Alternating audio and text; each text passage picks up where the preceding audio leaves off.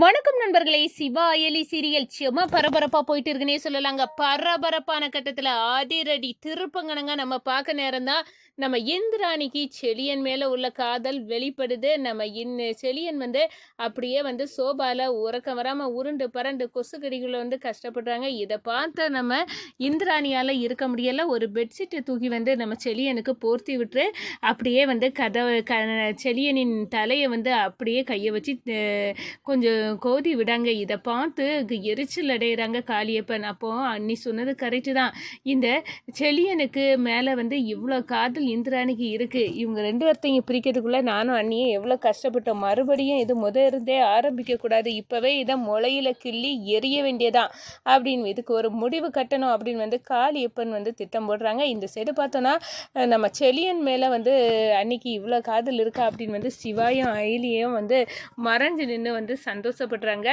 அதே நேரத்தில் உதய பெருமாள் எலெக்ஷனில் நிற்க தான் முடிவு பண்ணிட்டாங்க. இதை பார்த்து நம்ம வர்மா கால் பண்ணி உனக்கும் சங்கரிக்கும் உள்ள தொடர்பாக நான் வெளியே போட்டு உடைக்க போகிறேன் அப்படின்னு சொன்னோன்னே இந்த மைனஸ் இதை நீ எனக்கு என்னோட வீக்குன்னு நினச்சி நீ எடுத்துக்கண்டா. இது யார்கிட்ட நீ இதை போட்டு உடைச்சாலும் பரவாயில்ல. ஏன்னா செல்வநாய்க்கு தெரிஞ்சு அவளுக்கே இப்போ தெரிஞ்சு போச்சு. அப்படி இருக்க நேரம் இந்த விஷயம் வெளியே தெரிஞ்சாலும் ஒன்றும் இல்லை அப்படின்னு ஒரு நிலைமைக்கு நம்ம உதய பெருமாள் வந்துட்டாங்க. அதை பற்றி தான் இந்த வீடியோக்குள்ளே பார்க்க போகிறோம். அதுக்கு முன்னாடி சேனலுக்கு லைக் அண்ட் சப்ஸ்கிரைப் பண்ணுங்கள் ஃப்ரெண்ட்ஸ். பக்கத்தில் இருக்க பெல் ஐக்கானையும் கிளிக் பண்ணுங்கள். அப்போ தான் நான் போடுற ஒவ்வொரு வீடியோவும் நோட்டிஃபிகேஷனாக உங்களுக்கு கிடைக்கும். வாங்க ஃப்ரெண்ட்ஸ் வீடியோக்குள்ளே போகலாம். ஃபஸ்ட்டு எடுத்த உடனே பார்த்தோன்னா ஒரு செம அதிரடியான பரபரப்பு கட்டம் தான்.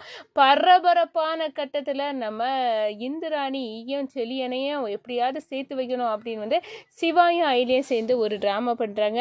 நீங்கள் அன்னை நாங்கள் சொன்னது மாதிரி நீங்கள் சேர்ந்தீங்கன்னா அண்ணியோட மனசில் இடம் பிடிச்சிருவீங்க அப்படின்னு நம்ம அயலி சொல்கிறாங்க. என்ன பண்ணணும் சொல்லுங்கள் சிவா அயலி, நீங்கள் சொல்லதை செய்ய தயாராக இருக்கேன். இந்த சோபா செட்டில் படுங்க.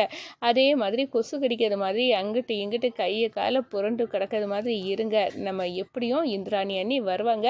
அவங்க கண்ணில் நீங்கள் பட்டால் கண்டிப்பாக அவங்க முள் மனசில் காதல் இருந்துச்சுன்னா அவங்க கண்டிப்பாக பெட்ஷீட் எடுத்து போர்த்தி விடுவாங்க அப்படின்னு சொல்கிறாங்க. இதை கேட்டதும் சரி சரி நீங்கள் சொல்லதை நான் செய்கிறேன் அப்படின்னு சோபா செட்டில் படுத்து கிடக்காங்க செலியன். இந்த சைடு பார்த்தோன்னா நம்ம சிவாயும் அயலியும் மறைஞ்சு நின்று என்ன நடக்குது அப்படின்னு வேடிக்கை பார்க்குறாங்க. இந்திராணி அவங்க சொன்னது மாதிரியே வராங்க.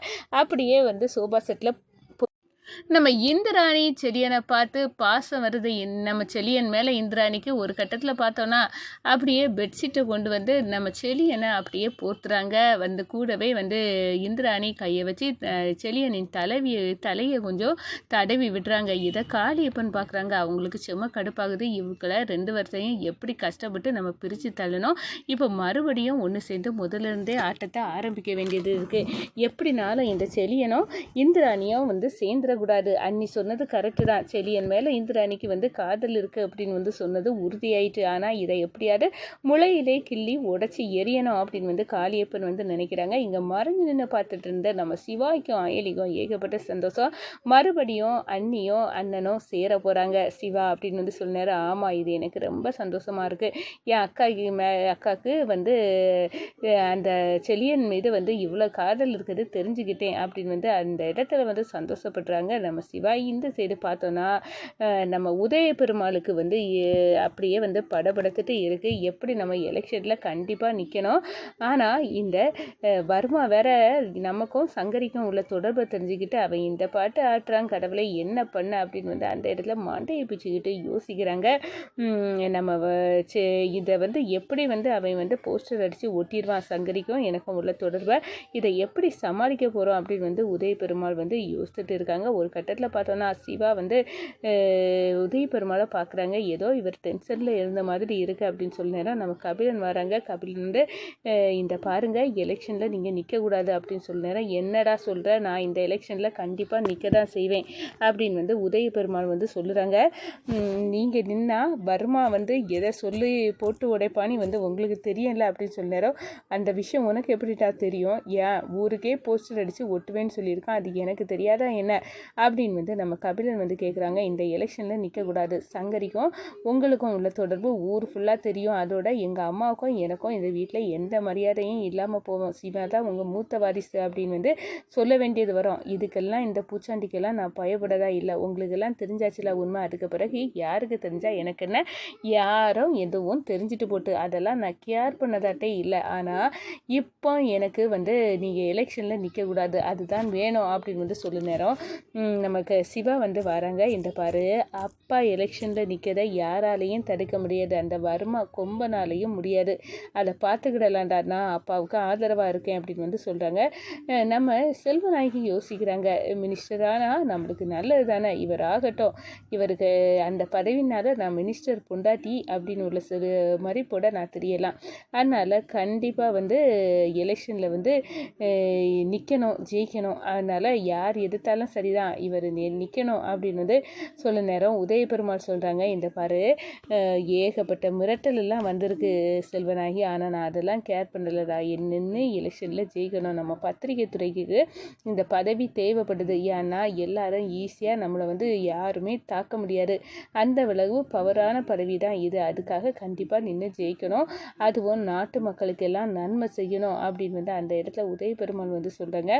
மினிஸ்டர் அவங்க அதில் எனக்கு சந்தோஷம் தான், ஆனால் அந்த வர்மா வந்து எனக்கு ஃபோன் போட்டு சங்கரிக்கும் எனக்கும் உள்ள தொடர்பாக போஸ்டர் அடித்து ஒட்டிடுவேன் அப்படின்னு சொன்னால், நான் மினிஸ்டர் பதவிக்கு நிற்கக்கூடாது எலெக்ஷனுக்கு அப்படின்னு வந்து சொல்லியிருக்கேன் அப்படின்னு சொல்ல நேரம் நம்ம செல்வநாயகி, என்னங்க இந்த விஷயம் அந்த வர்மாவுக்கு எப்படி தெரிஞ்சு, வர்மாவுக்கு எப்படி தெரிஞ்சுன்னு எல்லாம் தெரியல, ஆனால் ஃபோனை போட்டு என்ன மிரட்டினா செல்வநாயகி, இப்போ எலெக்ஷனில் நிற்கக்கூடாதுன்னு எனக்கு கெடு விரிச்சிருக்கான் அப்படின்னு வந்து அந்த இடத்துல சொல்ல நேரம், இந்த பாருங்கள், அவன் சொல்லதை வந்து இதனால எனக்கு வந்து ஏகப்பட்ட அவமானம் தான், சங்கரிக்கும் உங்களுக்கும் உள்ள தொடர்பு தெரிஞ்சால் கண்டிப்பாக வந்து எல்லாரும் வந்து அவமானமாக சொல்லுவாங்க, அது சரிதான், ஆனால் அதே நேரத்தில் இந்த எம்எல்ஏ பதவியும் அவ்வளோ ஈஸியாக விட்டு கொடுக்க முடியாது, கண்டிப்பாக நீங்கள் எலெக்ஷனில் நின்னா உங்களை அடிச்சிக்க இங்கே யாருமே கிடையாது, அந்த பதவி உங்களுக்கு தான், அது நல்லாவே தெரிஞ்சுக்கிட்டு தான் இந்த வருமா இந்த வேலை பண்ணுறான், அவனுக்கு பூச்சாண்டிக்கு படைந்து நம்ம இந்த இதை விட்டுறையும் முடியாது அப்படின்னு வந்து அந்த இடத்துல வந்து சொல்லுறாங்க.